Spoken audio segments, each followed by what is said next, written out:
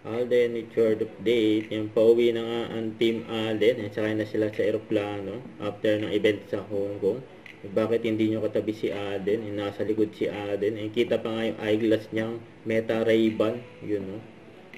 Saka pa yung post ni Alden sa kanyang Instagram. Sabi niya, tickets are out now. Join me as celebrate 15th of gratitude and appreciation by paying it forward to the people who are instrumental to everything I have accomplished. Grab your tickets here. See you guys there, you know. And abangan na si Alden sa AR-15 Moving Forward Fan Meet sa Santa Rosa, Laguna yan sa December 13, you know. Ito pa yung mga video ni Alden dyan sa Hong Kong. Nasa post na Sparkle GMA Artist Center, Alden Richards takes on a new role with Heart. He was officially welcomed in Hong Kong as the newest OWA ambassador. Yun, no? Ipa-heart pa yun.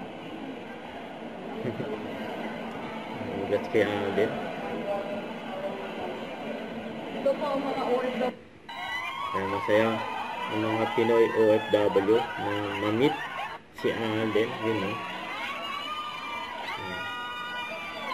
Kaya masaya sila siyempre.